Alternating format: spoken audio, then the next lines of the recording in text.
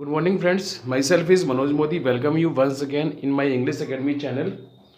आज के इस वीडियो में हम प्रीपोजिशन में टू के यूज़ को स्टेप बाय स्टेप समझेंगे। टू के वैसे तो बहुत सारे रूल हैं, लेकिन हम शुरुआत में कुछ बेसिक रूल पढ़ेंगे जो कि एकेडमिक एग्ज़ाम में तो पूछे ही जाते हैं, साथ साथ कंपटीशन एग्ज़ाम में भी पूछे जाते हैं। तो जो लोग केवल एकेडमिक एग्ज़ाम पर्पज़ से टू के यूज़ को पढ़ना चाहते हैं तो शुरुआती रूल 1 से लेकर 6 तक या 7 तक रूल पढ़ लीजिए, काफ़ी वही सफिशियंट रहेंगे। लेकिन जो कंपटीशन की तैयारी कर रहे हैं उनके लिए शुरुआत से लेकर जहाँ तक मैं टू के रूल पढ़ाऊँगा वो सारे के रूल आपके लिए इम्पोर्टेंट रहेंगे। तो आपको ये सारे रूल पढ़ने हैं। तो चलिए शुरू करते हैं इस वीडियो को। सबसे पहले हम समझ लेते हैं कि टू का हिंदी मीनिंग क्या होता है। तो सबसे पहले इसका रूल जो है, एक जगह से दूसरी जगह जाने के लिए हम टू का यूज करते हैं। कहने का मतलब ये है कि अगर आप इस जगह पर खड़े हैं और इस जगह पर जा रहे हैं तो जाने के लिए हम क्या का यूज करते हैं, टू का यूज करते हैं।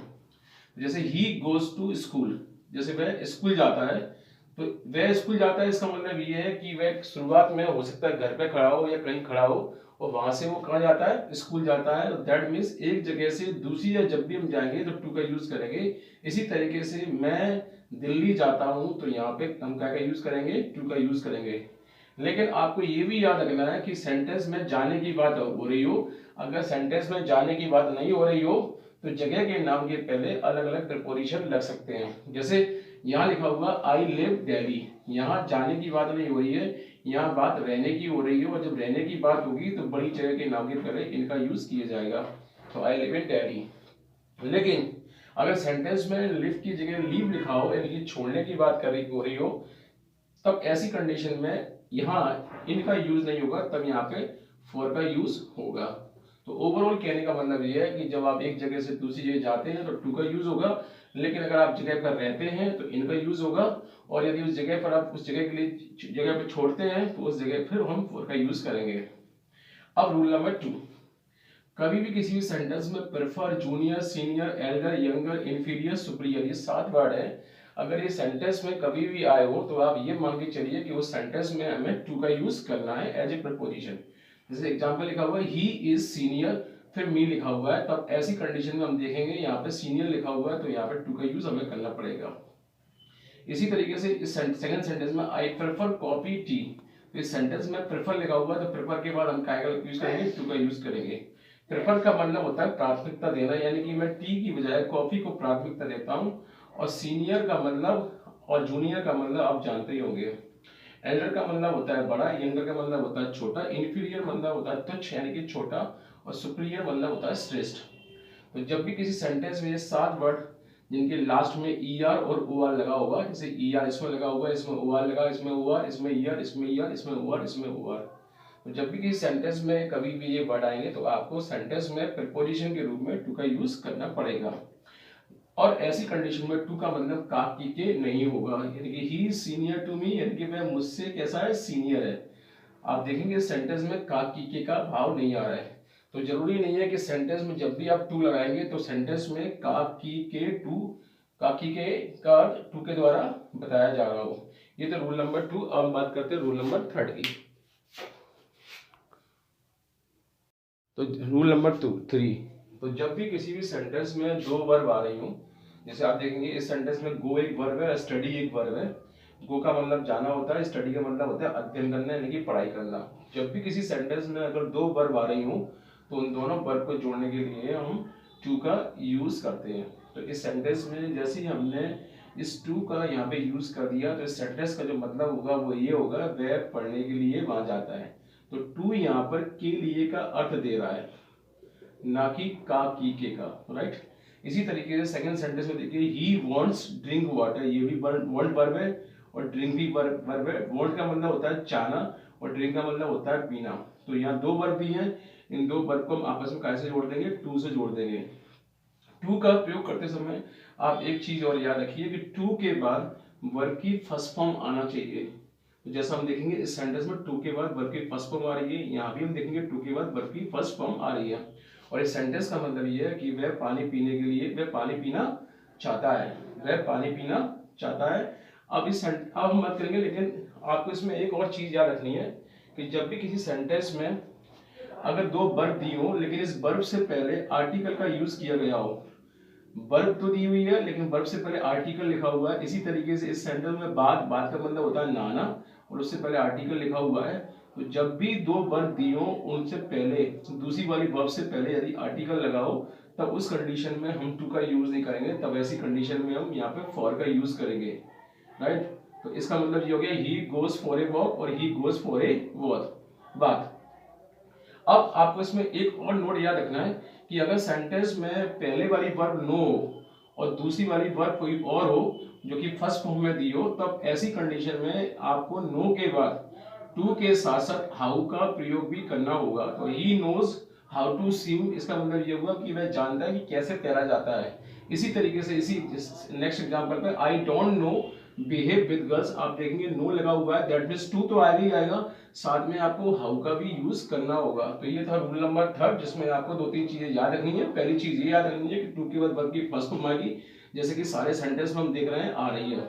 साथ साथ हमें ये भी याद रखना है कि यदि सेकंड वाली वर्ब से पहले यदि आर्टिकल लगा हो तो फिर प्रीपोजिशन का प्रयोग फॉर का यूज किया जाएगा, राइट। तो ये था रूल नंबर 3।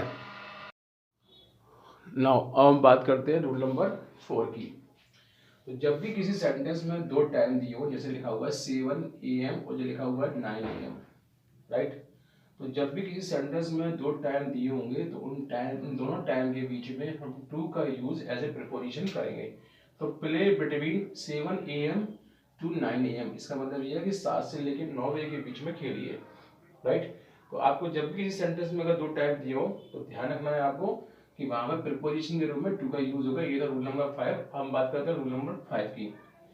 जब भी किसी सेंटेंस में अगर हम समय बताएंगे वो भी घड़ी से यानी कि वॉच से, तब ऐसी कंडीशन में भी टू का यूज किया जा सकता है। जैसे लिखा हुआ है 8 इज क्वार्टर और यहाँ लिखा लगा दिया हमने क्या 2 और 10, यानी कि 10 बजने में जो है 15 मिनट अभी है, यानी कि अभी जो है 9:45 का समय हुआ है। लेकिन अगर हम सेंटेंस में टू का यूज कर देंगे तो इसका मतलब ये होगा कि यहाँ पर 10 बजने में अभी 15 मिनट बाकी है, यानी कि यहाँ टू का जो अर्थ है वो बाकी के अर्थ में किया जा रहा है। तो घड़ी से जब भी हम समय बताएंगे तो हम टू का यूज भी कर सकते हैं। अब रूल नंबर 6, ये रूल नंबर 6 आपके लिए इंपॉर्टेंट भी है और समझने के लिए भी अच्छा है। अगर सेंटेंस की शुरुआत B1 से हो, जैसे आप देखेंगे B1 से मतलब वर्ब की फर्स्ट फॉर्म से हो, जैसे ये सेंटेंस वर्ब की फर्स्ट फॉर्म से स्टार्ट हुआ है, ये भी वर्ब की फर्स्ट फॉर्म से स्टार्ट हुआ है और ये भी वर्ब की फर्स्ट फॉर्म से स्टार्ट हुआ है। स्मोक का मतलब होता है धूम्रपान करना, लव का मतलब होता है प्यार करना, वॉक का मतलब होता है टहलना, यानी कि ये तीनों के तीनों सेंटेंस वर्ब से स्टार्ट हुए हैं और वर्ब की फर्स्ट फॉर्म है। और ये सेंटेंस इंपरेटिव भी नहीं है। इंपरेटिव का मतलब होता है आदेशात्मक, यानी कि इस सेंटेंस में आदेश नहीं दिया गया है, क्योंकि आदेशात्मक सेंटेंस में हम देखेंगे हेल्पिंग वर्ब का यूज नहीं किया जाता। हेल्पिंग वर्ब का यूज केवल नेगेटिव सेंटेंस में किया जाता है, वो भी जब सेंटेंस नेगेटिव हो और हम नेगेटिव में डोंट का यूज करते हैं। तो ये सेंटेंस इंपरेटिव सेंटेंस नहीं है और इन सेंटेंस में शुरुआत वर्ब की फर्स्ट फॉर्म से हुई है, तब ऐसे सेंटेंस में हम शुरुआत में वर्ब से पहले टू का यूज करेंगे, राइट। तो कोई भी सेंटेंस वर्ब की फर्स्ट फॉर्म से स्टार्ट होता है और इंपरेटिव नहीं हो तो प्रीपोजिशन के रूप में हम टू का यूज करेंगे। या पहले वाले सेंटेंस में हमने स्मोक से पहले टू लगा दिया, यानी कि धूम्रपान करना, यानी कि सिगरेट बीड़ी पीना कैसा है, बेकार है, खराब है। प्यार करना पाप है और सुबह जल्दी घूमना मतलब जल्दी घूमना स्वास्थ्य के लिए क्या है, अच्छा है। तो जब ये रूल में आपको ये याद रखना है कि अगर सेंटेंस वर्ब की फर्स्ट फॉर्म से स्टार्ट हुआ है तो प्रीपोजिशन के रूप में आपको टू का यूज करना है। हम बात करते हैं रूल नंबर 7 की। तो जब भी किसी लिविंग ऑब्जेक्ट के पास अगर हम आएंगे, लिविंग से मतलब है कि ऐसा ऑब्जेक्ट जिसमें जान हो, यानी कि मेल हो फीमेल हो कोई चाइल्ड हो, तो हम उस कंडीशन में टू का यूज करेंगे। लेकिन कोई ऑब्जेक्ट नॉन लिविंग हो मतलब जिसमें जान नहीं हो और उसके पास हम अगर आएंगे तो नियर का यूज हमें करना होगा। जैसे कि सेंटेंस में देखेंगे पहले में ही कम्स मी, यानी कि वह मेरे पास आता है, मेरे पास आता है, यानी कि बात हो रही है किसकी, लिविंग ऑब्जेक्ट की। तब ऐसी कंडीशन में यहाँ टू आएगा और इस टू का मतलब यहाँ पर क्या निकलेगा, पास। इसके बाद सेकंड सेंटेंस की बात करते हैं, ही कम्स अ ट्री। यहाँ बात हो रही है पेड़ की, पेड़ क्या नॉन लिविंग है। हालांकि दोनों सेंटेंस में कम्स लिखा हुआ है लेकिन यहाँ नॉन लिविंग की बात हो रही है, तब ऐसी कंडीशन में यहाँ पर नियर का यूज किया जाएगा। अब आगे के जो रूल है टू के वो एडवांस रूल हैं जो कि कॉम्पिटिटिव एग्जाम में पूछे जाते हैं। तो कई बार सेंटेंस में टू ऑफ का, ऑन का, बाय का, टुवर्ड्स का और टिल का काम भी करता है। तो जैसा ये किस तरह से काम करता है हम देखेंगे रूल नंबर 8 में। तो टू सेंटेंस में कभी कभी ऑफ का अर्थ भी देता है, और ऑफ का मतलब होता है काकी के, यानी कि सेंटेंस में यदि आपको काकी के का वाला भाव चाहिए हो तब उस कंडीशन में हम टू का यूज करते हैं। जैसे सेंटेंस में लिखा होगा सक्सेस इज की हार्ड वर्क, और इस सेंटेंस में अगर हमने टू का यूज कर दिया तो इसका मतलब ये होगा सफलता जो है कठोर परिश्रम का परिणाम होती है, कठोर परिश्रम की कुंजी होती है, यानी की होती है, चाबी होती है। तो अगर सेंटेंस में अगर हमने काकी के वाला भाव चाहिए तब ऐसी कंडीशन में हम ऑफ की जगह टू का यूज इस सेंटेंस में करेंगे। इसी तरीके से एग्जांपल नंबर 9 में अगर इस सेंटेंस में हमें ऑन की रिक्वायरमेंट है, ऑन का मतलब होता है पर, तब उस सेंटेंस में यदि ऑब्जेक्टिव में अगर सेंटेंस जो है सेंटेंस में आपको ऑप्शंस दिए हुए हैं 4 और उस ऑप्शन में यदि ऑन नहीं दिया हुआ है तो आप टू का यूज भी कर सकते हैं, क्योंकि उस वहां टू का मतलब जो होगा वो क्या होगा, ऑन। यानी कि शी वाज इनवाइटेड डिनर, यानी कि उसे डिनर पर बुलाया गया, तो पर के सेंस में हम यहाँ पे टू का यूज करेंगे। तो ये सेंटेंस में हमने यहाँ पे टू का यूज कर दिया, और ये टू जो है इस टू का अर्थ यहाँ पे पर है जो कि ऑन का अर्थ दे रहा है। इसी तरीके से अगर इस सेंटेंस में अगर बाय ऑप्शन में नहीं दिया है, बाय का मतलब होता है से, तो वहां हम टू से भी काम चला सकते हैं। जैसे इस एग्जांपल में लिखा हुआ है ही वॉन द मैच, उसने मैच जीता 3 रन, यानी कि 3 रन से, यानी कि 3 रन के अंतर से। तो जब भी किसी भी सेंटेंस में अंतर वाला भाव आ रहा हो, डिफरेंस वाला भाव आ रहा हो और सेंटेंस में बाय नहीं दिया हो तो हम टू का यूज भी कर सकते हैं। इसी तरीके से हम टुवार्ड्स का, टिल का भी यूज सेंटेंस में करेंगे। अगर सेंटेंस में टुवार्ड्स और टिल नहीं दिया है तो हम उसकी जगह टू का यूज भी कर सकते हैं। नंबर 11, तो टू का अर्थ कभी कभी सेंटेंस में टुवार्ड्स भी होता है, और टुवार्ड्स का मतलब होता है की ओर या की तरफ या के प्रति। तो जब भी सेंटेंस में टुवार्ड्स यदि ऑप्शन में नहीं दिया है तब उस कंडीशन में हम टू से भी काम चला सकते हैं। तो जैसे पहले एग्जांपल है the Ganga flows the bay of Bengal, यानी कि गंगा नदी बहती है बंगाल की खाड़ी, और यदि हमने इसमें जैसे ही टुवार्ड्स वर्ड दिया तो उसका, जैसे हमने टू वर्ड दिया तो उसका मतलब ये होगा कि वो बंगाल की खाड़ी की तरफ बहती है। तो कहने का मतलब ये है टुवार्ड्स यदि ऑप्शन में नहीं हो तो टू से भी आप काम चला सकते हैं, क्योंकि टू का अर्थ भी वही होगा जो टुवार्ड्स का है। The Ganga flows to the bay of Bengal, इसका मतलब ये है गंगा जो है बंगाल की खाड़ी की तरफ बहती है। इसी तरीके से Patna is the east of Allahabad, यदि हमने यहाँ पे टू लगा दिया तो इसका मतलब ये है कि पटना जो है इलाहाबाद के पूरब की ओर पड़ता है, यानी रास्ते में पड़ता है। इसी तरीके से example number 3, you must be very careful your words, आपको अपने शब्दों के प्रति, यहाँ हमने जैसे टू लगाया तो टू का मतलब हुआ के प्रति, आपको अपने शब्दों के प्रति कैसा होना चाहिए, वेरी केयरफुल रहना चाहिए, यानी सावधान रहना चाहिए। तो सेंटेंस में यदि टुवार्ड्स नहीं है तो टू से भी काम ले सकते हैं, जहाँ टू का अर्थ की और की तरफ एक के प्रति होता है। इसी तरह से एग्जाम्पल नंबर 12, कभी कभी सेंटेंस में टू जो है टिल का काम करता है। कहने का मतलब ये है यदि ऑप्शन में टिल अवेलेबल नहीं है, उपलब्ध नहीं है, तब उस कंडीशन में हम टू से भी काम चला सकते हैं। जैसे एग्जांपल है they fought the finish, they fought the finish, इसका मतलब ये हुआ कि वो मरते दम तक लड़े। तो यहाँ टू का मतलब है तक, यानी कि वह लड़े मरने तक, यानी कि खत्म होने तक, यानी कि अंतिम दम तक वो लड़े, अंतिम सांस तक वो लड़े। तो तक का भाव लगाने के लिए सेंटेंस में हम टू का यूज भी कर सकते हैं। इसी तरीके से the temperature rose 47 degree Celsius, यानी कि तापमान जो है 47 डिग्री तक पहुंच गया, और तक के लिए हम यहाँ पे टू भी लगा सकते हैं, क्योंकि तक के लिए अगर ऑप्शन में टिल या अप टू नहीं है, अप टू नहीं है, तो उस कंडीशन में टू जो है टिल का या अप टू का काम भी करेगा।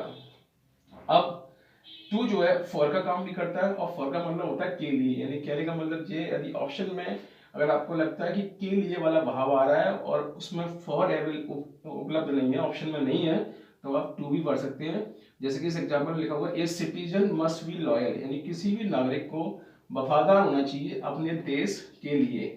तो के लिए अगर कोई ऑप्शन में यदि फॉर नहीं है, मान लो फॉर नहीं है, तो आप यहाँ पर टू भी पढ़ सकते हैं, क्योंकि टू का मतलब भी कई बार फॉर के अर्थ में होता है।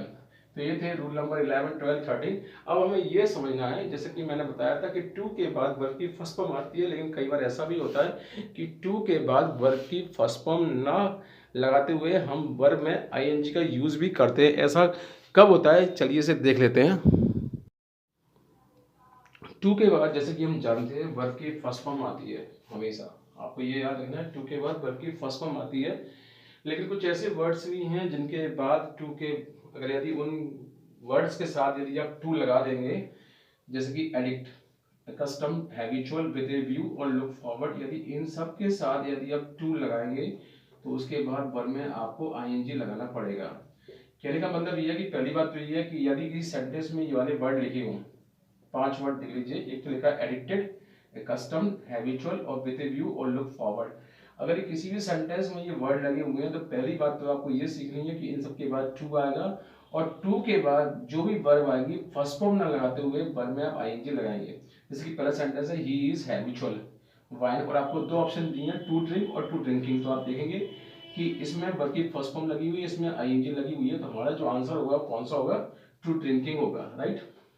इसी तरीके से example number second, he is accustomed, custom लिखा हुआ है यानी कि सेंटेंस में टू आना है, टू आ जाएगा, टू के वर्ब में क्या लगाना पड़ेगा, आईएनजी लगाना पड़ेगा।